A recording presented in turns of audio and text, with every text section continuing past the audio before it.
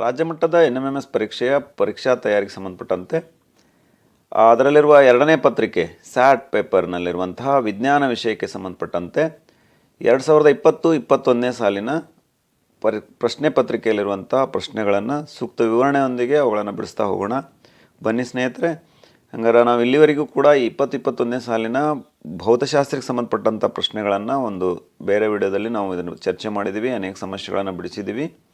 ಹಂಗಾರೆ ಇವತ್ತಿನ ಒಂದು ವಿಡಿಯೋದಲ್ಲಿ ನಾವು ರಸಾಯನಶಾಸ್ತ್ರ ಮತ್ತು ಜೀವಶಾಸ್ತ್ರಕ್ಕೆ ಸಂಬಂಧಪಟ್ಟಂಥ ಪ್ರಶ್ನೆಗಳನ್ನು ಸೂಕ್ತ ವಿವರಣೆಯೊಂದಿಗೆ ರಸಾಯನಶಾಸ್ತ್ರದ ಪ್ರಶ್ನೆಗಳು 13ನೇ ಪ್ರಶ್ನೆಯಿಂದ ಪ್ರಾರಂಭ ಆಗ್ತವೆ. ಹಂಗಾರೆ 13ನೇ ಪ್ರಶ್ನೆ ಏನೈತಿ ಅಂತ ನೋಡಿದಾಗ, ನೈಸರ್ಗಿಕ ಮೂಲದಿಂದ ಪಡೆಯುವ ಮಾನವ ನಿರ್ಮಿತ ಎಳೆ ಅಂತ ಹೇಳಿದ್ದಾರೆ. ಇಲ್ಲಿ ಆಪ್ಷನ್ ಕೊಟ್ಟಿದ್ದಾರೆ, ನೈಲಾನು, ಹತ್ತಿ, ಪಾಲಿಸ್ಟರು, ರೇಯಾನ್ ಅಂತೇಳಿ.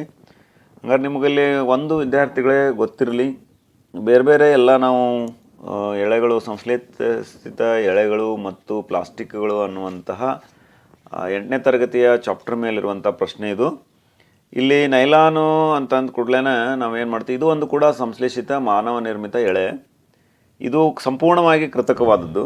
ಹತ್ತಿ ಅಂತಂದರೆ ಸಂಪೂರ್ಣವಾಗಿ ನೈಸರ್ಗಿಕವಾದದ್ದು. ಪಾಲಿಯೆಸ್ಟರ್ ಕೂಡ ಇದು ಒನ್ ಟೈಪ್ ಆಫ್ ಸಂಶ್ಲೇಷಿತ ಎಳೆ. ಹಾಗಾಗಿ ಇಲ್ಲಿ ನೈಸರ್ಗಿಕ ಮೂಲದಿಂದ ಪಡೆಯುವ ಮಾನವ ನಿರ್ಮಿತ ಎಳೆ ಅಂತಂದ್ರೆ ರೇಯಾನ್ ಅಂತ ಹೇಳ್ತೀವಿ. ಯಾಕೆ ರೇಯಾನ್ ಅಂತ ಹೇಳ್ತೀವಿ ಅಂತಂದ್ರೆ, ಚೀನಾದವರು ರೇಷ್ಮೆ ಎಳೆಯನ್ನು ರೇಷ್ಮೆ ಹುಳುಗಳಿಂದ ಪಡಿತಿದ್ರು. ಬಟ್ ಅದು ದೀರ್ಘಕಾಲವಾಗಿ ಕೂಡ ಸಂರಕ್ಷಣವಾಗಿ ಇಡಲಿಕ್ಕೆ ಸಾಧ್ಯ ಆಯಿತು. ಹಾಗೆಯೇ ಇಲ್ಲಿ ಮತ್ತೆ ರೇಷ್ಮೆಯಿಂದ ತಯಾರಿಸಿದ ಬಟ್ಟೆಗಳೇನಾಗ್ಬಿಟ್ಟು ದುಬಾರಿ ಆಗಿಬಿಟ್ಟು, ಆದ್ದರಿಂದ ಏನು ಮಾಡಿದರು ಅಂತಂದ್ರೆ, ರೇಷ್ಮೆಯನ್ನು ಕೃತಕವಾಗಿ ತಯಾರಿಸುವ ಪ್ರಯತ್ನಗಳು ಸಾಕಷ್ಟು ವಿಜ್ಞಾನಿಗಳು ಪ್ರಯತ್ನ ಮಾಡಿದರು. ಅದರ ಫಲವಾಗಿ 19ನೇ ಶತಮಾನದ ಕೊನೆಯಲ್ಲಿ ವಿಜ್ಞಾನಿಗಳು ರೇಷ್ಮೆ ಅಂತ ಗುಣಗಳನ್ನು ಹೊಂದಿರುವಂಥದ್ದನ್ನೇ ಏನು ಮಾಡಿದರು, ಎಳೆಗಳನ್ನು ಪಡಿಲಿಕ್ಕೆ ಸಾಧ್ಯ ಆಯಿತು. ಅದನ್ನು ಹೇಗೆ ತಯಾರು ಮಾಡಿದರು ಅಂತಂದರೆ, ಮರದ ತಿರುಳುಗಳನ್ನು ರಾಸಾಯನಿಕ ಸಂಸ್ಕರಣೆಗೆ ಒಳಪಡಿಸಿ ಇಂತಹ ಎಳೆಗಳನ್ನು ಪಡೆದರು. ಅವುಗಳನ್ನು ನಾವೇನಂತ ಕರೆದ್ರು, ರೇಯಾನ್ ಅಂತ ಕರೆದ್ರು. ಹೀಗಾಗಿ ನಿಸರ್ಗದ ಮೂಲದಿಂದ ಪಡೆದ ಮಾನವ ನಿರ್ಮಿತ ಎಳೆ ಅಂದರೆ ರೇಯಾನ್ ಅಂತ ನಾವು ಹೇಳ್ಬೋದು ಅಂತ. ಓಕೆ, ಇನ್ನು 14th ಕ್ವಶನ್ನು, ಕಾಯಿಸಿ ಮೆದುಗೊಳಿಸಲಾದ ಪ್ಲಾಸ್ಟಿಕ್ನ ಒಂದು ಉದಾಹರಣೆ ಅಂತ ಹೇಳಿದ್ದಾರೆ. ಇಲ್ಲಿ ಸಂಶ್ಲೇಷಿತ ಎಳೆಗಳು ಮತ್ತು ಪ್ಲಾಸ್ಟಿಕ್ಗಳು ಅನ್ನುವಂತಹ ಅಧ್ಯಾಯದ ಮೇಲೇ ಇದೆ. ಈ ಪ್ಲಾಸ್ಟಿಕ್ಕನ್ನು ನಾವು ಎರಡು ರೀತಿಯಾಗಿ ನಾವು ವಿಂಗಡಣೆ ಮಾಡ್ತೀವಿ. ಥರ್ಮೋ ಪ್ಲಾಸ್ಟಿಕ್ಗಳು ಮತ್ತು ಥರ್ಮೋ ಸೆಟ್ಟಿಂಗ್ಗಳು ಅಂಥೇಳಿ ನಾವು ಪ್ರಯೋಗ ಮಾಡ್ತೀವಿ. ಥರ್ಮೋ ಪ್ಲಾಸ್ಟಿಕ್ಗಳು ಏನು ಮಾಡ್ತಾವೆ ಅಂತಂದ್ರೆ, ಮತ್ತೆ ಕಾಯಿಸಿದಾಗ ಮೆದುಗೊಳಿಸಿ ಮತ್ತೆ ಪುನರ್ಬಳಕೆಯನ್ನು ಮಾಡ್ಬೋದು. ಉದಾಹರಣೆಗೆ PVC ಮತ್ತು ಪಾಲಿಯಥಿನ್ ಅನ್ನುವಂಥ ಪ್ಲಾಸ್ಟಿಕ್ಗಳು ಇದಾವೆ. ಬಟ್ ಇಲ್ಲಿ ಏನೈತಿ, ಕಾಯಿಸಿ ಮೆದುಗೊಳಿಸಲಾಗದ ಅಂತ ಹೇಳಿದಾರೆ. ಕೆಲವೊಂದು ಪ್ಲಾಸ್ಟಿಕ್ಗಳು ಏನಾಗ್ತವೆ ಅಂದ್ರೆ, ಕಾಯಿಸಿ ಪುನರ್ಬಳಕೆ ಮಾಡ್ಬೋದು. ಇನ್ನು ಕೆಲವೊಂದು ಪ್ಲಾಸ್ಟಿಕ್ಗಳು ಏನಿದಾವೆ, ಕಾಯಿಸಿದ ಮೇಲೆ ಅದನ್ನು ಬಳಕೆ ಮಾಡಲಿಕ್ಕೆ ಆಗೋದೇ ಇಲ್ಲ, ಅಂದರೆ ಹಾರ್ಡ್ನೆಸ್ ಇರ್ತೈತಿ. ಒಂದಿಷ್ಟು ಪದಾರ್ಥಗಳನ್ನು ಏನು ಮಾಡ್ತಾವೆ, ಉಷ್ಣ ಮತ್ತು ವಿದ್ಯುತ್ತನ್ನು ಏನು ಮಾಡಲಿಕ್ಕೆ, ತಡೆ ಹಿಡಿಲಿಕ್ಕೆ ಕೆಲವೊಂದು ಪ್ಲಾಸ್ಟಿಕ್ಗಳನ್ನು ಪ್ರಯೋಗ ಮಾಡ್ತಾರೆ. ಅವು ವಿದ್ಯುತ್ ಮತ್ತು ಪ್ಲಾಸ್ಟಿಕ್ಕು ಇದಾದರೂ ಕೂಡ ಹರಿದ್ರೂ ಕೂಡ ಅದು ಕರಗೋದಿಲ್ಲ. ಹಾಗಾಗಿ ಇಲ್ಲಿ ಏನು ಮಾಡ್ತಾರೆ ಅಂತಂದ್ರೆ, ಅವುಗಳನ್ನು ಮೆದುಗೊಳಿಸಲಾರ್ದೇ, ಆ ಪ್ಲಾಸ್ಟಿಕ್ಗಳನ್ನು ಪುನಃ ಕಾಸಿ ಮೆದುಗೊಳಿಸಲಾಗಲಾರ್ದೇ ಕೆಲವೊಂದು ಪ್ಲಾಸ್ಟಿಕ್ಗಳನ್ನು ತಯಾರು ಮಾಡ್ತಾರೆ. ಉದಾಹರಣೆಗೆ ಬೆಕಲೈಟ್ ಮತ್ತು ಮೆಲಮೈನ್ ಅನ್ನುವಂಥ ಅನೇಕ ಅದವು ಪದಾರ್ಥಗಳದವು. ಹಾಗಾಗಿ ಇಲ್ಲಿ ಈ ಒಂದು ಪ್ರಶ್ನೆಯೊಳಗೆ ಬೆಕಲೈಟ್ ಅನ್ನುವಂಥದ್ದು ಇದಕ್ಕೆ ಸಂಬಂಧಪಟ್ಟ. 15ನೇ ಪ್ರಶ್ನೆ, ಬೆಂಕಿ ನಿರೋಧಕ ಬಟ್ಟೆಗಳ ತಯಾರಿಕೆಯಲ್ಲಿ ಬಳಸುವ ಪರಿವರ್ತನೀಯ ವಸ್ತು ಅಂತ ಕೇಳ್ಯಾರ. ನಾನು ಈಗಾಗಲೇ ಹೇಳಿದೆ, ಬೆಕಲೈಟ್ ಮತ್ತು ಮೆಲಮೈನ್ಗಳು ಥರ್ಮೋಸೆಟ್ಟಿಂಗ್ ಪ್ಲಾಸ್ಟಿಕ್ ಉದಾಹರಣೆ ಅಂತೇಳಿ. ಹಾಗಾಗಿ ಇಲ್ಲಿ ಮೆಲಮೈನ್ ಅಂತ ಇದಕ್ಕೆ ಆನ್ಸರ್ ಅಂತ ಹೇಳ್ಬೋದು. ಕಾರಣ ಇಷ್ಟೇ, ಇದು ಕಾಯಿಸಿದ್ರೂ ಕೂಡ ಇಲ್ಲಿ ಏನಾಗ್ತದಲ್ಲ, ಅದು ಮೆದು ಆಗೋದಿಲ್ಲ. ಹಾಗಾಗಿ ಬೆಂಕಿ ನಿರೋಧಕ ಬಟ್ಟೆಗಳೊಳಗೆ ಇದನ್ನು ಪರಿವರ್ತನೀಯ ವಸ್ತು ಅಂತ ಏನು ಮಾಡ್ತಾರೆ, ತಯಾರಿಸ್ತಾರ ಅಂತ. ಓಕೆ, ಪ್ರಶ್ನೆ, ವಿದ್ಯುತ್ ಪ್ರವಾಹವನ್ನು ಉಂಟು ಮಾಡುವ ದ್ರಾವಣ ಅಂತ ಕೇಳ್ಯಾರ. ಇಲ್ಲಿ ವಿದ್ಯುತ್ ಪ್ರವಾಹವನ್ನು ಉಂಟು ಮಾಡುವ ದ್ರಾವಣ ಸೀಮೆಎಣ್ಣೆ ಅಂತೂ ಅಲ್ಲ, ಅದು ಒಂದು ವಸ್ತು. ಗ್ಲೂಕೋಸ್ ದ್ರಾವಣದಲ್ಲಿ ಕೂಡ ಇಲ್ಲ, ಪೆಟ್ರೋಲ್ ಕೂಡ ಒಂದು ವಸ್ತು. ಹಾಗಾಗಿ ಇಲ್ಲಿ ವಿದ್ಯುತ್ ಪ್ರವಾಹವನ್ನು ಉಂಟು ಮಾಡುವ ದ್ರಾವಣ ಅಂದರೆ ಉಪ್ಪಿನ ದ್ರಾವಣ. ಉಪ್ಪಿನ ದ್ರಾವಣವನ್ನು ಹಾಕಿದಾಗ ನಮಗೆ ಗೊತ್ತಿದೆ, ಶುದ್ಧ ನೀರಿನಲ್ಲಿ ವಿದ್ಯುತ್ ಹಾಯೋದಿಲ್ಲ ಅಂತ. ಹಾಗಾಗಿ ಶುದ್ಧ ನೀರಿಗೆ ಏನಾದರೂ ಒಂದು ಸಮ ಅಮೌಂಟು ಇದರಲ್ಲಿರುವಂಥ NaCl ರ್ಯಾಡಿಕಲ್ಸ್ ಆಗಿರೋದ್ರಿಂದ, ಪಾಸಿಟಿವ್ ಮತ್ತು ನೆಗೆಟಿವ್ ರ್ಯಾಡಿಕಲ್ಸ್ ಆಗಿರೋದ್ರಿಂದ ಅದು ಉಪ್ಪಿನ ದ್ರಾವಣದಲ್ಲಿ ವಿದ್ಯುತ್ ಪ್ರವಾಹವನ್ನು ಉಂಟು ಮಾಡ್ತೈತಿ, ಆ ಗುಣ ಬರ್ತೈತಿ ಅಂತ. 17th ಪ್ರಶ್ನೆ, ಕಾರ್ಬನೀಕರಣದ ಕ್ರಿಯೆಯಿಂದ ಸತ್ತ ಜೀವಿಗಳು ಪೆಟ್ರೋಲಿಯಂ ಮತ್ತು ನೈಸರ್ಗಿಕ ಅನಿಲವಾಗಲು ಕಾರಣ ಅಂತ ಕೇಳಾರಿ. ನೋಡ್ರಿ ಇಲ್ಲಿ ಕಾರ್ಬನೀಕರಣ ಸತ್ತಜೀವಿಗಳು ಪೆಟ್ರೋಲಿಯಂ ಈಗ ನಿಮಗೆ ಗೊತ್ತೈತಿ ಕಾರ್ಬನೀಕರಣ ಕ್ರಿಯೆಯಿಂದ ಎಲ್ಲ ಪ್ರಾಣಿಗಳಲ್ಲಿ ಕೂಡ ಕಾರ್ಬೋಹೈಡ್ರೇಟ್ಸ್ಗಳು ಕಾರ್ಬನ್ನಿಂದ ಆಗಿರುವಂಥವುಗಳು. ಅವು ಅನೇಕ ವರ್ಷಗಳ ಕಾಲ ಸತ್ತ ನಂತರ ಭೂಮಿಯೊಳಗೆ ಹುದುಗಿ ಒಂದು ಹೆಚ್ಚಿನ ಮಟ್ಟದ ಉಷ್ಣತೆ ಒಳಪಟ್ಟು ಸಾವಿರಾರು ವರ್ಷಗಳ ನಂತರ ನಮಗೆ ಪೆಟ್ರೋಲಿಯಂ ಅನಿಲ ಅನ್ನುವಂಥ ಒಂದು ಕಚ್ಚಾ ವಸ್ತು ತಯಾರಾಗ್ತೈತಿ. ಹಾಗಾಗಿ ಆ ಕಚ್ಚಾ ವಸ್ತುಗೆ ತಯಾರಾಗಬೇಕಂತ ನಾನೀಗ ಹೇಳಿದೆ ಏನೇನು ಇರಬೇಕು ಅಂತ. ಇಲ್ಲಿ ಗಾಳಿಯ ಅನುಪಸ್ಥಿತಿ ಇರಬೇಕು, ಗಾಳಿ ಇರಬಾರ್ದು, ಹೆಚ್ಚಿನ ತಾಪ ಇರಬೇಕು, ಹೆಚ್ಚಿನ ಒತ್ತಡ ಇರಬೇಕು. ಹಾಗಾಗಿ ಇಲ್ಲಿ ಆಪ್ಷನ್ ಸಿ ಇದಕ್ಕೆ ಸರಿಯಾದ ಉತ್ತರ ಅಂತ ಹೇಳ್ಬೋದು. ಹಾಗಾಗಿ ಇಲ್ಲಿ ಏನೊಂದು ಬಹಿರುಷ್ಣ ಕ್ರಿಯೆಯಿಂದ ಹೆಚ್ಚಿನ ತಾಪ ಮತ್ತು ಹೆಚ್ಚಿನ ಒತ್ತಡದಿಂದ ಈ ಪೆಟ್ರೋಲಿಯಂ ಅನ್ನುವಂಥ ನೈಸರ್ಗಿಕ ಅನಿಲ ಉತ್ಪತ್ತಿ ಆಗ್ತೈತಿ. ನೆಕ್ಸ್ಟ್ 18ನೇ ಪ್ರಶ್ನೆ, ಕುದಿಯುವ ಬಿಂದುವಿನ ಆಧಾರದ ಮೇಲೆ ಪೆಟ್ರೋಲಿಯಂ ವಿವಿಧಗಳನ್ನು ಬೇರ್ಪಡಿಸುವ ಪ್ರಕ್ರಿಯೆ ಇಲ್ಲಿ ಗೊತ್ತಿರಬೇಕು. ಆಂಶಿಕ ಅಸವನ ಪ್ರಕ್ರಿಯೆ ಅಂತ ಕರಿತೀವಿ. ಅವುಗಳ ಹಂತವಾಗಿ ಕುದಿಯುವ ಬಿಂದುವಿನ ಅನುಗುಣವಾಗಿ ಅವು ಬೇರೆ ಬೇರೆ ಒಂದು ಸ್ತರದೊಳಗೆ ನಿಲ್ತವೆ ಅವುಗಳನ್ನು ಎಕ್ಸ್ಟ್ರಾಕ್ಟ್ ಮಾಡುವಾಗ. ಹಾಗಾಗಿ ಈ ಕ್ರಿಯೆಯನ್ನು ಆಂಶಿಕ ಅಸವನ ಫ್ರ್ಯಾಕ್ಷನಲ್ ಡಿಸ್ಟಿಲೇಷನ್ ಅಂತ ಕರಿತೀವಿ ಇಂಗ್ಲೀಷ್ನೊಳಗೆ, ಆಂಶಿಕ ಅಸವನ ಪ್ರಕ್ರಿಯೆ ಅಂತ. ಇನ್ನು 19ನೇ ಪ್ರಶ್ನೆ, ದಹ್ಯ ವಸ್ತುಗಳ ಜ್ವಲನ ತಾಪವು. ದಹ್ಯ ವಸ್ತುಗಳು ಮತ್ತು ದಹನ ವಸ್ತುಗಳು ಅಂತ ಗೊತ್ತಿರಬೇಕು. ಏನು ದಹ್ಯ ವಸ್ತುಗಳಂದ್ರೆ ತಾವೇ ಸುತ್ತಕೊಂಡು ಹೊತ್ಕೊಂಡು ಉರಿಯುವಂಥವುಗಳು. ದಹನ ಕ್ರಿಯೆಗೆ ಸಹಾಯ ಮಾಡುವಂಥವುಗಳು ಬೇರೊಂದು ವಸ್ತು ಉರಿಲಿಕ್ಕೆ ಸಹಾಯ ಮಾಡುವಂಥದ್ದು. ಉದಾಹರಣೆಗೆ ದಹನ ಕ್ರಿಯೆಗೆ ಸಹಾಯ ಮಾಡುವಂಥದ್ದು ಆಮ್ಲಜನಕ, ದಹ್ಯ ವಸ್ತು ಅಂದರೆ ಜಲಜನಕ ಅಂತ ಉದಾಹರಣೆಗಳಿವೆ ಅಷ್ಟೇ. ಹಿಂಗೆ ಸಾಕಷ್ಟುಗಳಿದಾವೆ. ಹಾಗಾಗಿ ಇಲ್ಲಿ 19ನೇ ಪ್ರಶ್ನೆ, ದಹ್ಯ ವಸ್ತುಗಳ ಜ್ವಲನ ತಾಪ ಹೇಗಿರ್ತೈತಿ. ಜ್ವಲನ ಅಂತಂದರೆ ಬೆಂಕಿ ಹತ್ತಿದಾಗ ಅದರ ತಾಪ ಹೇಗಿರ್ತೈತಿ ಅನ್ನುವಂಥ ಪ್ರಶ್ನೆ ಕೇಳಿದ್ದಾರೆ ಇಲ್ಲಿ. ದೇರ್ಫೋರ್ ಇಲ್ಲಿ ಏನಾಗ್ತೈತಿ, ದಹನ ವಸ್ತುಗಳ ತಾಪ ಯಾವಾಗಲೂ ಕಡಿಮೆ ಆಗಿರ್ತೈತಿ. ಓಕೆ. ಇನ್ನು 20ನೇ ಪ್ರಶ್ನೆ, ಪೆಟ್ರೋಲಿಯಂ ಘಟಕಗಳು ಹಾಗೂ ಅವುಗಳ ಉಪಯೋಗದ ಸರಿಯಾದ ಜೋಡಣೆ ಅಂತ. ಇಲ್ಲಿ ನಾನು ಮತ್ತೆ ಪದೇ ಪದೇ ಹೇಳ್ತಿರ್ತೀನಿ, ಹಿಂಗೆ ಹೊಂದಿಸಿ ಬರೆದಿದ್ದಾಗ ಯಾವುದಾದ್ರೂ ಒಂದು ಅಥವಾ ಎರಡು ನಿಮಗೆ ಕನ್ಫರ್ಮ್ ಇತ್ತು ಅಂತಂದ್ರೆ ಉಳಿಕಿದವುಗಳನ್ನು ನಾವು ಸರಿಯಾಗಿ ಈಸಿಯಾಗಿ ಗುರುತಿಸ್ಬೋದು. ಹಾಗಾಗಿ ನಮ್ಗೆ ಗೊತ್ತೈತಿ ಏನು, ಪೆಟ್ರೋಲನ್ನು ಜಟಿಲ ವಿಮಾನಗಳಿಗೆ ಇಂಧನವಾಗಿ ಬಳಸ್ತಾರೆ. ಹೋಗಲಿ, ಡೀಸೆಲ್ ಬಗ್ಗೆ ಗೊತ್ತೈತಾ. ಡೀಸೆಲ್ ಅಂತಂದ್ರೆ ವಿದ್ಯುತ್ ಜನಕಗಳಿಗೆ ಉಪಯೋಗ ಮಾಡ್ತೀವಿ. ಪ್ಯಾರಾಫಿನ್ ಮೇಣ ಅಂದ ತಕ್ಷಣ ಇದರೊಳಗಿರುವಂಥ ಆಪ್ಷನ್ನು ಮುಲಾಮನ್ನು ತಯಾರು ಮಾಡ್ಲಿಕ್ಕೆ ಬಳಸ್ತೀವಿ. ಬಿಟುಮಿನಸ್ ಅಂತಂದ್ರೆ ಅದು ಎಲ್ಲ ಪೆಟ್ರೋಲಿಯಂ ಕಚ್ಚಾ ವಸ್ತುಗಳ ಅತ್ಯಂತ ಕೊನೆಯದಾಗಿ ಉಳಿದುವಂತಹ, ಮೇಣಕ್ಕಿಂತ ಕೆಳಗೆ ಉಳಿಯುವಂಥ ಬಿಟುಮಿನಸ್ ಅನ್ನುವಂಥ ಇದು, ಅದನ್ನು ನಾವು ಆಡು ಭಾಷೆಯೊಳಗೆ ಡಾಂಬರು ಅಂತ ಕರಿತೀವಿ. ಓಕೆ, ಅಥವಾ ಟಾರ್ ಅಂತ ಕರಿತೀವಿ. ಅದನ್ನು ರಸ್ತೆಯ ಮೇಲ್ಮೈ ನಿರ್ಮಾಣಕ್ಕೆ ಬಳಸ್ತೇವೆ. ಹಾಗಾಗಿ ನನಗೆ ಇಲ್ಲೆಲ್ಲ ಐಡೆಂಟಿಫಿಕೇಷನ್ ಮಾಡಿದ್ವಿ. ನಿಮಗೆ ಇವು ಅಷ್ಟರೊಳಗೆ ಯಾವುದಾದ್ರೂ ಒಂದು ಗೊತ್ತಿದ್ದರೆ ಅದಕ್ಕೆ ಸಂಬಂಧಪಟ್ಟಂತ ಕೇಳಬೇಕು. ಯಾಕಂದರೆ ಇಲ್ಲಿ ಡಬಲ್ ಆಪ್ಷನ್ಗಳು ಯಾವುವು ಅಷ್ಟು ಸರಿಯಾಗಿ ಇರಲ್ಲ, ಒಂದೇ ಕ್ಲೂ ಕೊಟ್ಟಿರ್ತಾರೆ. ಈಗ ನನಗೆ ಬಿಟುಮೆನ್ ಅಂತ ಹೇಳಿ ಅಂತ ಗೊತ್ತೈತಿ, ಅದು ರಸ್ತೆ ನಿರ್ಮಾಣಕ್ಕೆ ಬರ್ತೈತಿ. ಆಪ್ಷನ್ ಡಿ ಎರಡೇ ಯಾವುದೈತಿ ಅಂದರೆ ಇದೈತಿ ನೋಡ್ರಿ, ಅದಲ್ಲ. ಇನ್ನೊಂದು ನಿಮ್ಗೆ ಯಾವ್ದಾದ್ರು ಗೊತ್ತಿತ್ತು ಅಂತ ತಿಳ್ಕೊಳ್ರಿ, ಡೀಸೆಲ್ ವಿದ್ಯುತ್ ಜನಕಗಳಿಗೆ ಉಪಯೋಗ ಮಾಡ್ತೀವಿ, ಅದಕ್ಕೆ 4ನೇ ಆಪ್ಷನ್ನು, ಬಿಗೆ 4ನೇ ಆಪ್ಷನ್ ಇಲ್ಲ ಐತಿ. ಓಕೆ, ಹಾಗಾಗಿ ಆಪ್ಷನ್ ಸಿ ಸರಿಯಾದ ಉತ್ತರ. ಪೆಟ್ರೋಲು ಜೆಟ್ ವಿಮಾನಗಳಿಗೆ ಇಂಧನಗಳಾಗಿ ಬಳಸ್ತಾರೆ, ಡೀಸೆಲ್ಲು ವಿದ್ಯುತ್ ಜನಕಗಳಿಗೆ ಇಂಧನಗಳಾಗಿ ಬಳಸ್ತಾರೆ, ಪ್ಯಾರಾಫಿನ್ ಮೇಣವನ್ನು ಮುಲಾಮುಗಳ ತಯಾರಿಕೆಯಲ್ಲಿ ಬಳಸ್ತಾರೆ, ಬಿಟುಮಿನನ್ನು ರಸ್ತೆ ನಿರ್ಮಾಣದ ಕಾಮಗಾರಿಗೆ ಬಳಸ್ತಾರೆ ಅಂತ. ಇನ್ನು ನೆಕ್ಸ್ಟು 21st ಕ್ವಶನ್, ಇಂಧನದ ಕ್ಯಾಲೋರಿ ಮೌಲ್ಯದ ಏಕಮಾನ. ಯಾವುದೇ ಒಂದು ಶಕ್ತಿಯನ್ನು ಅಳಿಬೇಕಾದಾಗ ಕ್ಯಾಲೋರಿಯಿಂದ ಅಳಿತೀವಿ, ಕ್ಯಾಲೋರಿ ಮತ್ತು ಜೌಲ್ನಿಂದ ಅಳಿತೀವಿ. ಹಾಗಾಗಿ ಇಲ್ಲಿ ಇಂಧನದ ಕ್ಯಾಲೋರಿ ಮಾನ ಅಂತಂತಂದ್ರೆ ಕಿಲೋ ಜೌಲ್ ಪರ್ kg, ಇದು ಇಂಧನದ ಕ್ಯಾಲೋರಿ ಮೌಲ್ಯದ ಮಾನ. ಓಕೆ. 22ನೇ ಪ್ರಶ್ನೆ, ಕಲ್ಲಿದ್ದಲು ಮತ್ತು ಡೀಸೆಲ್ನ ಉರುವಿಕೆಯಿಂದ ಬಿಡುಗಡೆಗೊಳ್ಳುವ ತೀವ್ರ ಉಸಿರುಗಟ್ಟಿಸುವ ಮತ್ತು ಸಂಕ್ಷಾರಕ ಅನಿಲ ಯಾವುದು ಅಂತ ಇಲ್ಲಿ ಪ್ರಶ್ನೆ ಇದೆ. ಹಾಗಾಗಿ ಭಾರಿ ಏನೋ ಅದನ್ನು ಸ್ಮೆಲ್ ತೊಗೊಂಡ್ವಿ ಅಂದರೆ ಉಸಿರುಗಟ್ಟುವಂಥ ವಾತಾವರಣ ನಿರ್ಮಾಣ ಆಗ್ತೈತಿ. SO2 ಅಂತ ಕರಿತೀವಿ. ಓಕೆ, ಇದು ಗಂಧಕದ ಡೈಆಕ್ಸೈಡ್ ಅಂತ ಕರಿತೀವಿ. ಯಾಕಂದ್ರೆ ಇದು ಭಾಳ ಸ್ಮೆಲ್ ಹೆಂಗಿರ್ತದೆ ಅಂದ್ರೆ ಘಾಟ್ ಸ್ಮೆಲ್ಲು. ನೀವು ಇದೊಂದು ಸಾಮಾನ್ಯವಾಗಿ ನೋಡ್ಬೋದು ಎಲ್ಲಿ ಅಂತಂದ್ರೆ ಕೊಳೆತ ಟೊಮೆಟೊ ಮತ್ತು ಕೊಳೆತ ತರಕಾರಿಗಳು, ಅದ್ರ ಸ್ಮೆಲ್ ತೊಗೊಳ್ರಿ, ಅದು ಕೂಡ ಉಸಿರುಗಟ್ಟುವ ವಾತಾವರಣ ನಿರ್ಮಾಣ ಆಗ್ತೈತಿ. ಅಲ್ಲಿನೂ ಸಮ್ ಅಮೌಂಟ್ ಗಂಧಕದ ಡೈಆಕ್ಸೈಡ್ ಕೂಡ ಅಲ್ಲಿ ಪರಿವರ್ತಿತ ಆಗಿರ್ತೈತಿ. ಓಕೆ, ಕಳಿವಿಕೆಯಿಂದ. ಹಾಗಾಗಿ ಅದು ಆಪ್ಷನ್ SO2 ಆಪ್ಷನ್ ಎ ಅಂತ ಹೇಳ್ಬೋದು.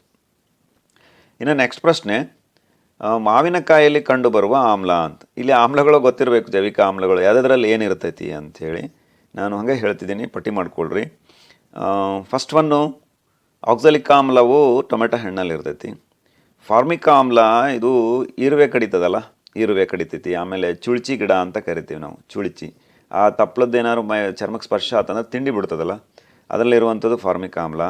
ಮತ್ತು ಇರುವೆ ಕಡಿತದಲ್ಲ, ಇರುವೆ ಕಡಿದಾಗ ಯಾಕೆ ತುರಿಕೆ ಬರ್ತದೆ ಅಂದ್ರೆ ಆ ಇರುವೆಯು ಕಡಿದಾಗ ಅದರಲ್ಲಿರುವಂಥ ಫಾರ್ಮಿಕ್ ಆಮ್ಲವನ್ನು ನಮ್ಮ ದೇಹದೊಳಗೆ ಸೇರ್ತದೆ. ಆ ಭಾಗದಕ್ಕೆ ರಕ್ತದೊಳಗೆ ಸೇರೋದ್ರಿಂದ ಅದು ಸ್ವಲ್ಪ ತಿಂಡಿ ಬಿಡ್ತದೆ, ಕಡಿದ ಕೆರೆತ ಅನಿಸ್ತೈತಿ, ಅದು ಫಾರ್ಮಿಕ್ ಆಮ್ಲ.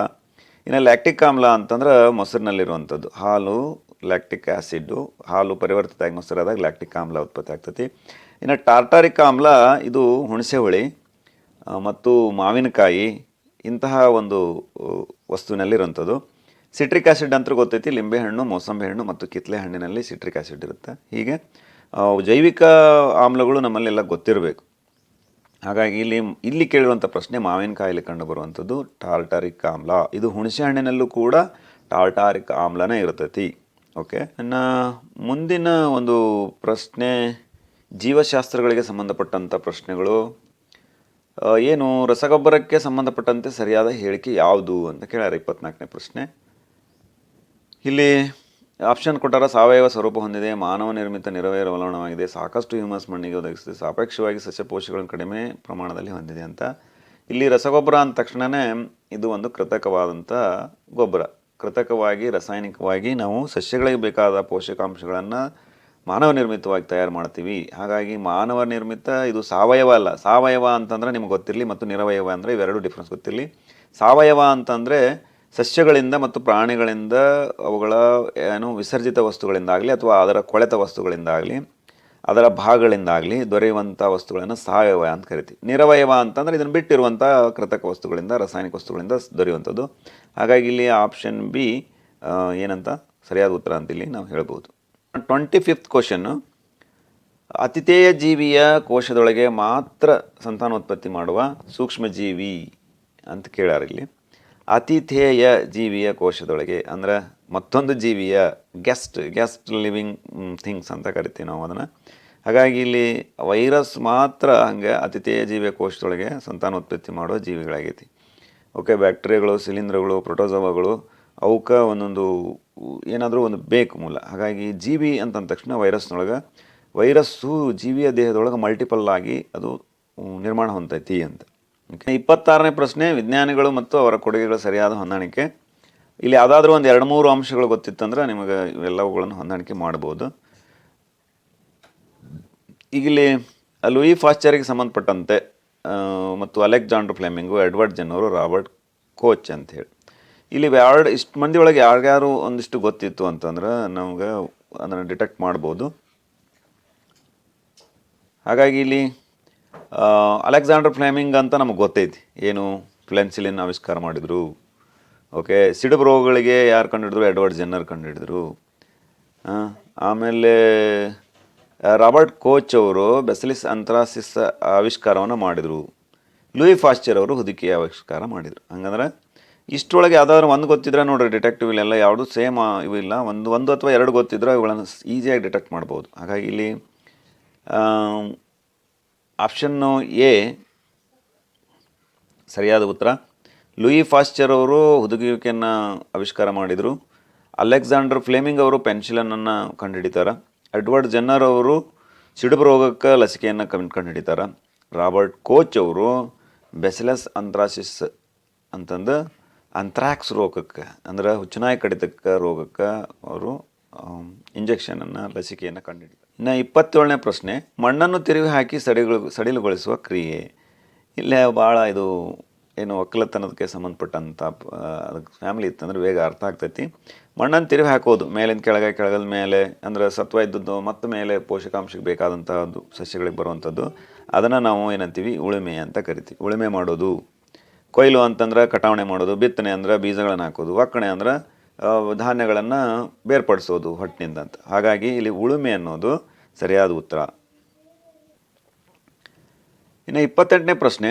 ರೈತರು ಲೆಗುಮ್ ಸಸ್ಯಗಳನ್ನು ಮೇವಿನ ಬೆಳವಣಿಗೆಗಾಗಿ ಒಂದು ಋತುವಿನಲ್ಲಿ ಬೆಳೆಯುತ್ತಿದ್ದರು ಮತ್ತು ಮುಂದಿನ ಋತುವಿನಲ್ಲಿ ಗೋಧಿಯನ್ನು ಬೆಳೆತಿದ್ರು. ಈ ವಿಧಾನದಿಂದ ಮಣ್ಣಿನಲ್ಲಿ ಭರ್ತಿಯಾಗುವ ಪೋಷಕಾಂಶವೆಂದರೆ ಅಂತ ಇಲ್ಲಿ ಪ್ರಶ್ನೆ ಕೇಳಿದ್ದಾರೆ.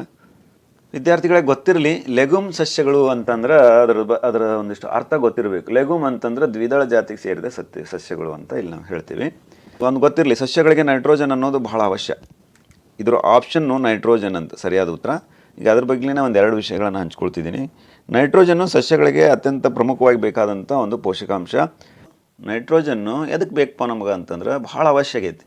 ಅದು ಪ್ರೋಟೀನು, ಪತ್ರಹರಿತ್ತು, ನ್ಯೂಕ್ಲಿಕ್ ಆಮ್ಲ ಮತ್ತು ವಿಟಮಿನ್ಗಳ ಭಾಗ ಆಗೈತಿ. ಹಾಗಾಗಿ ವಾತಾವರಣದಲ್ಲಿರುವಂಥ ನೈಟ್ರೋಜನನ್ನು ಸಸ್ಯ ಮತ್ತು ಪ್ರಾಣಿಗಳು ನೇರವಾಗಿ ತೆಕ್ಕೊಳ್ಳಂಗೆ ಆಗಲ್ಲ. ಹಾಗಾಗಿ ಮಣ್ಣಿನಲ್ಲಿರುವಂಥ ಕೆಲವು ನಿರ್ದಿಷ್ಟ ಬ್ಯಾಕ್ಟೀರಿಯಾಗಳು ಮತ್ತು ನೀಲಿ ಹಸಿರು ಸೈವಲ್ಗಳು ವಾತಾವರಣದಲ್ಲಿರುವಂಥ ನೈಟ್ರೋಜನನ್ನು ಸ್ಥಿರೀಕರಿಸಿ ನೈಟ್ರೋಜನ್ನ ಸಂಯುಕ್ತಗಳಾಗಿ ಪರಿವರ್ತಿಸ್ತವೆ. ಒಮ್ಮೆ ನೈಟ್ರೋಜನ್ ಈ ರೀತಿ ಉಪಯುಕ್ತ ಸಂಯುಕ್ತಗಳಾಗಿ ಬದಲಾದ ನಂತರ ನೈಟ್ರೋಜನ್ನು ಸಸ್ಯಗಳಿಗೆ ಅವುಗಳ ಬೇರಿನ ವ್ಯವಸ್ಥೆ ಮೂಲಕ ಬಳಕೆಗೆ ಒದಗಿಸ್ತವು. ಹೀಗಾಗಿ ಸಸ್ಯಗಳಿಗೆ ಏನು ಸಿಗ್ತೈತಿ, ಪ್ರೋಟೀನ್ಗಳು ಮತ್ತು ಸಂಯುಕ್ತಗಳು ಸಂಶ್ಲೇಷಣೆಯಲ್ಲಿ ಬಳಕೆ ಆಗೋದ್ರಿಂದ ಸಸ್ಯಗಳು ಅತ್ಯಂತ ಸದೃಢವಾಗಿ ಮತ್ತು ದಷ್ಟಪುಷ್ಟವಾಗಿ ಬೆಳೀಲಿಕ್ಕೆ ಕಾರಣ ಆಗ್ತವೆ. ಹೀಗಾಗಿ ಆ ಸಸ್ಯವನ್ನು ನೈಟ್ರೋಜನ್ಗಳನ್ನು ಸಂಯುಕ್ತಗಳನ್ನು ಪಡೆದು ನೆಕ್ಸ್ಟ್ ಆ ಸಸ್ಯಗಳನ್ನು ಪ್ರಾಣಿಗಳು ಪಡ್ಕೊಳ್ತಾವೆ. ಹೀಗೆ ನೈಟ್ರೋಜನ್ನು ಜೀವಿಗಳ ದೇಹದೊಳಗೆ ಸೇರ್ತೈತಿ. ಇಲ್ಲಿ ಈ ಕೆಲಸವಂತ ಮಾಡುವಂಥವುಗಳು ಲೆಗುಮ್ ಜಾತಿಗೆ ಸೇರಿದ ಸಸ್ಯಗಳು, ಅಂದರೆ ಉದಾಹರಣೆಗೆ ದ್ವಿದಳ ಜಾತಿಗೆ ಸೇರಿದ ಸಸ್ಯಗಳು, ರೈಜೋಬಿಯಮ್ ಅನ್ನುವಂಥ ಬ್ಯಾಕ್ಟೀರಿಯಾಗಳು ಇಂತಹ ಗಿಡಗಳ ಗಂಟುಗಳಲ್ಲಿ ಇರ್ತಾವೆ. ಇವುಗಳು ನೈಟ್ರೋಜನ್ ಸ್ಥಿರೀಕರಣ ಮಾಡುವಲ್ಲಿ ಪ್ರಮುಖ ಪಾತ್ರ ವಹಿಸ್ತವು. ಹಾಗಾಗಿ ನೈಟ್ರೋಜನ್ನು ಸರಿಯಾದ ಉತ್ತರ ಅಂತಿಲ್ಲಿ ನಾವು ಹೇಳ್ಬೋದು. 29ನೇ ಪ್ರಶ್ನೆ, ಅಪಾಯಕ್ಕೊಳಗಾಗದ ಎಲ್ಲ ಪ್ರಾಣಿಗಳ ಮತ್ತು ಸಸ್ಯಗಳ ದಾಖಲೆಯನ್ನು ಹೊಂದಿರುವ ಆಕರ ಗ್ರಂಥ ಯಾವುದು? ಇಲ್ಲಿ ನಮಗೆ ಗೊತ್ತೈತಿ ಕೆಂಪು ದತ್ತಾಂಶ ಪುಸ್ತಕ ಅಂತ, ಇದನ್ನೆಲ್ಲವನ್ನು ಕೂಡ ಒಳಗೊಂಥ ದಾಖಲೆ ಆಕರ ಪುಸ್ತಕ ಅಂತ. ನೆಕ್ಸ್ಟ್ 30 ಕ್ವಶನ್, 30ನೇ ಕ್ವಶನ್, ರೇಷ್ಮೆ ಹುಳುವಿನ ಜೀವನ ಚಕ್ರದ ಸರಿಯಾದ ಕ್ರಮ ಅಂತ ಇಲ್ಲಿ ಪ್ರಶ್ನೆ ಕೇಳ್ಯಾರ. ಫಸ್ಟಿಗೆ ನಮಗೆ ಗೊತ್ತೈತಿ ಮೊಟ್ಟೆಗಳು ಬರ್ತಾವು ಅಂತ, ಹಂಗಾರೆ ಆಪ್ಷನ್ ಬಿ ಮತ್ತು ಆಪ್ಷನ್ ಸಿ ಎರಡರೊಳಗೆ ಒಂದಾಗಿರ್ತೈತಿ. ನೆಕ್ಸ್ಟ್ ನೋಡ್ರಿ, ಮೊಟ್ಟೆ ಆದ ತಕ್ಷಣ ನೆಕ್ಸ್ಟ್ ಹಂತವನ್ನು ಲಾರ್ವಾ ಅಂತ ಕರಿತೀವಿ, ಆಮೇಲೆ ಪ್ಯೂಪಾ ಅಂತೀವಿ, ಆಮೇಲೆ ಪ್ರೌಢ ಅಂತ ಕರಿತೀವಿ. ಆಪ್ಷನ್ ಬಿ ಸರಿಯಾದ ಉತ್ತರ ಅಂತಿಲ್ಲಿ ನಾವು ಹೇಳ್ಬೋದು. ಇನ್ನು 31ನೇ ಪ್ರಶ್ನೆ, 31ನೇ ಪ್ರಶ್ನೆ, ಕೆಳಗಿನವುಗಳಲ್ಲಿ ಶಲಾಕೆಯ ಘಟಕಗಳು ಅಂತ ಐತಿ. ಶಲಾಕೆಯ ಘಟಕಗಳು ಏನನ್ನು ಒಳಗೊಂಡಿರ್ತವೆ ಅನ್ನೋದನ್ನು ನಾವು ನೋಡಿದಾಗ ಅಲ್ಲಿ ಶಲಾಕೆ ಅಂದ್ಕೊಳ್ಳೇ ಶಲಾಕಾಗ್ರ ಇರ್ತೈತಿ. ಶಲಾಕಾಗ್ರ ಆದಮೇಲೆ ಅದಕ್ಕೆ ಶಲಾಕೆ ನಳಿಕೆ ಇರುತ್ತೆ. ಶಲಾಕ ನಳಿಕೆಯು ಮುಂದೆ ಎಲ್ಲಿ ಸಂಪರ್ಕ ಹೊಂದಿರ್ತೈತಿ, ಅಂಡಾಶಯ ಅಥವಾ ಗರ್ಭಾಶಯ ಅಂತ ಕರಿತೀವಿ. ಹಾಗಾಗಿ ಇಲ್ಲಿ ನೋಡ್ರಿ ಯಾವ್ದು ಆಪ್ಷನ್ ಅಂದ್ರೆ ಆಪ್ಷನ್ ಎ ಸರಿಯಾದ ಉತ್ತರ ಅಂತ ಹೇಳ್ಬೋದು. ಶಲಾಕಾಗ್ರ, ಶಲಾಕ ನಳಿಕೆ ಮತ್ತು ಅಂಡಾಶಯಗಳು ಇವು ಶಲಾಕೆಯ ಘಟಕಗಳು ಅಥವಾ ಭಾಗಗಳು ಅಂತ ನಾವು ಕರಿತೀವಿ. 2ನೇ ಪ್ರಶ್ನೆ, ಕಂಬೈನ್ ಎಂದು ಕರೆಯುವ ಯಂತ್ರವು ಇವುಗಳ ಜೋಡಣೆಯಾಗಿದೆ. ಕಂಬೈನ್ ಅಂದ ತಕ್ಷಣ ನಮಗೆ ಗೊತ್ತಿರಲಿ, ಇದು ಹಾರ್ವೆಸ್ಟರ್ ಮತ್ತು ಒಕ್ಕುವ ಯಂತ್ರ ಕಂಬೈನ್ ಎಂದು ಕರೆಯುವಂಥ ಯಂತ್ರ ಆಗೈತಿ ಅಂತ. ಅದ್ರ ಬಗ್ಗೆ ಮತ್ತೆ ಹೆಚ್ಚಿಗೆ ಎಕ್ಸ್ಪ್ಲೇಷನ್ ಆದರೆ ನಿಮ್ಮ ಕೃಷಿ ಬೆಳೆಗಳು ಮತ್ತು ನಿರ್ವಹಣೆ ಅನ್ನುವಂಥ ಒಂದು ಅಧ್ಯಾಯದೊಳಗೆ ಇದು ಬರ್ತೈತಿ, ಅದನ್ನು ನೋಡ್ಬೋದು ಇಲ್ಲಿ. ಇನ್ನು 33ನೇ ಪ್ರಶ್ನೆ, ಬ್ರಯೋಫಿಲಮ್ ಸಸ್ಯದಲ್ಲಿ ಸಂತಾನೋತ್ಪತ್ತಿ ಆಗುವ ಭಾಗ ಅಂತ ಹೇಳ್ಯಾರ. ಇಲ್ಲಿ ಕೆಲವೊಂದು ಸಸ್ಯಗಳು ಸಂತಾನೋತ್ಪತ್ತಿನ ಬೇರೆ ಬೇರೆ ವಿಧಾನ ಮಾಡ್ತಾವೆ. ಹಾಗಾಗಿ ಇಲ್ಲಿ ಆವೃತ ಬೀಜ ಸಸ್ಯಗಳು ಬೀಜಗಳ ಸಹಾಯದಿಂದ ಏನಾದ್ರು ಸಂತಾನೋತ್ಪತ್ತಿ ಮಾಡಿದ್ರೆ ಅನಾವೃತ ಬೀಜ ಸಸ್ಯಗಳು ಅಂತ ಕರಿತೀವಿ. ಅಥವಾ ಫಲವನ್ನು ನೀಡದೇ ಇರುವಂಥ ಸಸ್ಯಗಳು ಕೂಡ ಸಾಕಷ್ಟು ಅದಾವೆ. ಹಾಗಾಗಿ ಇಲ್ಲಿ ಬ್ರಯೋಫಿಲಮ್ ಅನ್ನುವಂಥದ್ದು ಎಲೆಗಳಿಂದ ಸಂತಾನೋತ್ಪತ್ತಿನ ಮಾಡ್ತೈತಿ. ಎಲೆಗಳ ಮೂಲಕ ಕೆಲವೊಂದು ಬರ್ಡ್ಸ್ಗಳನ್ನು ಬಿಡ್ತೈತಿ, ಸಣ್ಣ ಕಿರುವಾದ ಮೊಗ್ಗುಗಳನ್ನು ಬಿಡ್ತೈತಿ. ಆ ಮೊಗ್ಗುಗಳು ಉದುರಿ ಕೆಳಗೆ ಬಿದ್ದಾಗ ಅಲ್ಲೊಂದು ಮತ್ತೆ ಹೊಸ ಬ್ರಯೋಫಿಲಮ್ ಸಸ್ಯ ಹುಡ್ತೈತಿ. ಹೀಗಾಗಿ ಎಲೆಗಳಿಂದ ಅದು ಸಂತಾನೋತ್ಪತ್ತಿನ ಮಾಡ್ತೈತಿ. ಓಕೆ, ಇನ್ನು 34ನೇ ಪ್ರಶ್ನೆ, ಗೊದಮೊಟ್ಟೆಯು ಪ್ರೌಢಾವಸ್ಥೆಯಾಗುವ ಕ್ರಿಯೆ ಯಾವುದು ಅಂತ ಇಲ್ಲಿ ಕೇಳಿದ್ದಾರೆ. ಹಾಗಾಗಿ ಇಲ್ಲಿ ಗೊದಮೊಟ್ಟೆಯು ಪ್ರೌಢಾವಸ್ಥೆಯಾಗುವಂಥ ಪ್ರಕ್ರಿಯೆ ಅಂದರೆ ಮೊದಲು ನಿಶ್ಚೇಚನ ಆಗ್ತೈತಿ, ಆಮೇಲೆ ಪುನರುತ್ಪಾದನೆ ಅಂತ ಬೆಳವಣಿಗೆ ಆಗ್ತೈತಿ. ಹಾಗಾಗಿ ಮುಂದೆ ಅದು ಪ್ರೌಢಾವಸ್ಥೆ ಆಗೋ ಕ್ರಿಯೆ ಅಂತಂದ್ರೆ ರೂಪ ಪರಿವರ್ತನೆ ಅಂತ ಕರಿತೀವಿ. ಇನ್ನು 35ನೇ ಪ್ರಶ್ನೆ ಹಾಗೂ ಕೊನೆಯ ಪ್ರಶ್ನೆ ಏನೈತಿ ಅಂತ ಇಲ್ಲಿ ನಾವು ಗಮನಿಸ್ತಾದ್ರೆ, ಕೊಟ್ಟಿರುವ ಮಾನವನ ಹೆಣ್ಣು ಸಂತಾನೋತ್ಪತ್ತಿ ಯುಗದಲ್ಲಿ ಎ, ಬಿ ಮತ್ತು ಸಿಗಳು ಗುರುತಿಸುವ ಭಾಗಗಳ ಸರಿಯಾದ ಕ್ರಮ ಅಂತ ಇಲ್ಲಿ ಕೇಳಿದ್ದಾರೆ. ಸ್ನೇಹಿತರೆ ಗೊತ್ತಿರಲಿ, ನಾನು ಇಲ್ಲೆಲ್ಲ ಭಾಗಗಳನ್ನು ಕೂಡ ಪರಿಚಯ ಮಾಡಿಬಿಡ್ತೀನಿ. ಇದು ಒಂದನೇದು ಎ ಅಂತಂದು ಹೇಳಿದ್ದಾರೆ. ಎ ಅಂತಂದ್ರೆ ಇದು ಅಂಡಗಳನ್ನು ಉತ್ಪತ್ತಿ ಮಾಡುವಂಥ ಭಾಗ ಅಂಡಾಶಯ ಅಂತ ಕರಿತೀವಿ. ಓಕೆ, ಇನ್ನು ಬಿ ಏನಿದು ಅಂದ್ರೆ ಈ ಅಂಡ ಉತ್ಪತ್ತಿ ಆದದ್ದು ಈ ನಾಳದೊಳಗೆ, ಅಂಡನಾಳದೊಳಗೆ ಅಂಡವು ಗರ್ಭಕೋಶವನ್ನು ಸೇರುವಂತಹ ಪ್ರಕ್ರಿಯೆ ಈ ಹೆಲ್ಪ್ ಮಾಡ್ತೈತಿ. ಯಾವುದು, ಇದಕ್ಕೆ ನಾವು ಅಂಡನಾಳ ಅಂತ ಕರಿತೀವಿ. ಇನ್ನು ಸಿ ಏನು ಮಾಡ್ತೈತಿ ಅಂದ್ರೆ ಈ ಅಂಡನಾಳದೊಳಗೆ ಬೀಜವು ನಿಷೇಚನ ಕ್ರಿಯೆ ಹೊಂದಿ ಫಲಿತಗೊಂಡು ಅದು ಬೆಳವಣಿಗೆ ಆಗಲಿಕ್ಕೆ ಇಲ್ಲಿ ಗರ್ಭಕೋಶವನ್ನು ಸೇರ್ತೈತಿ. ಹಂಗಾರೆ ಆಪ್ಷನ್ ಸಿ ಗರ್ಭಾಶಯ ಅಂತ. ಹಂಗಾರೆ ಯಾವುದೈತೆ ನೋಡ್ರಿ, ಫಸ್ಟ್ ಒನ್ನು ಅಂಡಾಶಯ, ಎರಡನೇದ್ದು ಬಿ ಅಂಡನಾಳ, ಮೂರನೇದ್ದು ಗರ್ಭಾಶಯ. ಆಪ್ಷನ್ ಡಿ ಐತಿ ಇದು ಸರಿಯಾದ ಉತ್ತರ ಅಂತ ಹೇಳ್ಬೋದು. ಓಕೆ ಸ್ನೇಹಿತರೆ, ಇಲ್ಲಿವರೆಗೂ ಕೂಡ ನಾವು ಸ್ಯಾಟ್ ಪೇಪರ್ನ 2020-21ನೇ ಸಾಲಿನ ಸ್ಯಾಟ್ ಪೇಪರ್ನಲ್ಲಿರುವಂಥ ಪ್ರಶ್ನೆಗಳನ್ನು ಸೂಕ್ತ ವಿವರಣೆಯೊಂದಿಗೆ ನಿಮ್ಮ ಮುಂದೆ ಇಲ್ಲಿ ಪ್ರಸ್ತುತಪಡಿಸಲಾಗಿದೆ. ವಿದ್ಯಾರ್ಥಿಗಳೇ, ಇವುಗಳನ್ನು ಹೆಚ್ಚು ರೂಢಿ ಮಾಡಿರಿ. ಪುಸ್ತಕವನ್ನು ಒಂದು ಲೈನು ಬಿಡಲಾರ್ದಂಗೆ ಓದ್ರಿ. ನಾನು ಮತ್ತೆ ಪದೇ ಪದೇ ಹೇಳ್ತಿರ್ತೇನೆ, ಪುಸ್ತಕಗಳೇ ನಿಮ್ಮ ಆಧಾರ ಗ್ರಂಥಗಳು. ಹಾಗಾಗಿ ಪುಸ್ತಕಗಳನ್ನು ಒಂದು ಲೈನ್ ಬಿಡಲಾರ್ದೇ ಹೆಚ್ಚು ಆಬ್ಜೆಕ್ಟಿವ್ ಟೈಪ್ ಕ್ವಶನ್ ಕ್ರಿಯೇಟ್ ಆಗುವಂಥ ಪ್ರಶ್ನೆಗಳನ್ನು ನೀವು ಗಮನ ಇಟ್ಟು ಓದಿದ್ದ ಅಂತಂದ್ರೆ ಇವುಗಳಲ್ಲಿ ಅತಿ ಹೆಚ್ಚು ಅಂಕಗಳನ್ನು ನೀವು ಸ್ಯಾಟ್ಸ್ ಪೇಪರ್ನಲ್ಲಿ ತೆಗಿಬೋದು ಅಂತ ಹೇಳ್ತಾ, ಇಲ್ಲಿವರೆಗೂ ಈ ವಿಡಿಯೋ ಏನಾದರೂ ನಿಮಗೆ ಇಷ್ಟ ಆದರೆ ಲೈಕ್ ಮಾಡಿರಿ, ಶೇರ್ ಮಾಡಿರಿ, ಸಬ್ಸ್ಕ್ರೈಬ್ ಮಾಡಿರಿ ನಮ್ಮ ಚಾನಲನ್ನು. ಜೊತೆಗೆ ನಿಮ್ಮ ಏನಾದರೂ ಸಮಸ್ಯೆಗಳಿದ್ದರೆ ಕಾಮೆಂಟ್ ಮಾಡಿರಿ, ಅದಕ್ಕೆ ಉತ್ತರಿಸಲಿಕ್ಕೆ ಪ್ರಯತ್ನಿಸ್ತೇನೆ ಅಂತ ಹೇಳ್ತಾ ಎಲ್ಲರೂ ಕೂಡ ನಮಸ್ಕಾರ, ಧನ್ಯವಾದಗಳು.